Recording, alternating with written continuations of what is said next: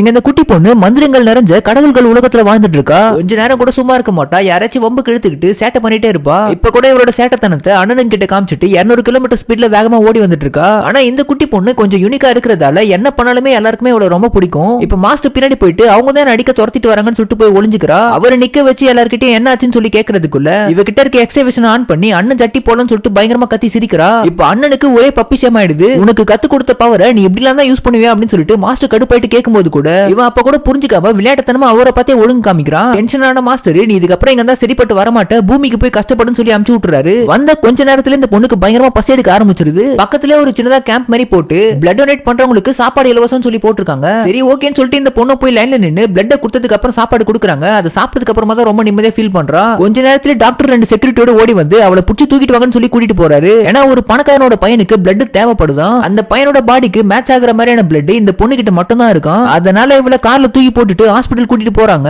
இப்ப அந்த பணக்காரரு இந்த பொண்ணு வந்த விஷயம் தெரிஞ்சு இவளை பார்க்க வராரு. அப்ப இவ அவரை பார்த்ததும் அப்பான்னு சொல்லி போய் கட்டி பிடிக்கிறா. அது அப்பாவா அப்படின்னு சொல்லிட்டு பக்கத்துல அந்த ஒய்ஃபுக்கு ஒரே டவுட்டா போச்சு. ஏன்னா பணக்காரனா வேற இருக்கான், நமக்கு முன்னாடி வேற என்ன சிம்ம யூஸ் பண்ணிருப்பானோ அப்படின்னு சொல்லி சரி நம்ம பையனை போயிட்டு முதல்ல காப்பாத்தோம் அப்படின்னு சொல்லிட்டு இந்த பொண்ணு கிட்ட போயிட்டு உனக்கு சாப்பாடு வேணுமா, ட்ரெஸ் வேணுமா, பொம்மை வேணுமா, என்ன வேணா கேளு நான் உனக்கு வாங்கி தரேன். அவன் எங்களுக்குன்னு இருக்க ஒரே ஒரு பையன், தயவு செஞ்சு கொஞ்சமாச்சும் ஒரு ரத்தத்தை கொடுத்து அவனை காப்பாத்துன்னு சொல்லிட்டு அழுகுறாங்க. இப்ப இவரோட பவரை யூஸ் பண்ணி பார்க்கும்போது இவளுக்கு தெரிய வருது அவங்க கேட்கறது கொஞ்சம் ரத்தமே கிடையாது. அந்த பையனுக்கு தேவைப்பட்ட அளவுக்கு ரத்தத்தை எடுத்தா இவளே மண்டைய போட்டுருவா. அதனால முடியவே முடியாதுன்னு சொல்லி தள்ளி விட்டுறா. அந்த பணக்கார டென்ஷன் ஆயிட்டு அதான் முடியாதுன்னு தூக்கிட்டு போங்கன்னு சொல்லிட்டு ஆர்டர் போட்டுறாரு. இந்த பொண்ணு ஒரு ரூம்ல கூட்டிட்டு போய் உட்கார வைக்கிறாங்க. அங்க பிஸ்கெட் பழம் இருக்கு, எது சாப்பிட்டே இருக்கா. அப்ப இவரோட பவரை யூஸ் பண்ணி வெளியே என்ன நடக்குதுன்னு சொல்லி பாக்குறா. அந்த பணக்காரனோட ஒய்ஃப் நான் வேணா அந்த பொண்ணு கிட்ட போய் மறுபடியும் பேசி பாக்குறேன், இல்ல போட்டு தள்ளிடலாமான்னு சொல்லிட்டு கேக்குறா. இதை கேட்ட அந்த குட்டி பொண்ணு இப்ப செம டென்ஷன் ஆயிட்டு பவரை யூஸ் பண்ணி அந்த பணக்காரனோட ஒய்ஃப் அவளே அவளை அடிச்சுக்கிற மாதிரி பண்ணிடுறா.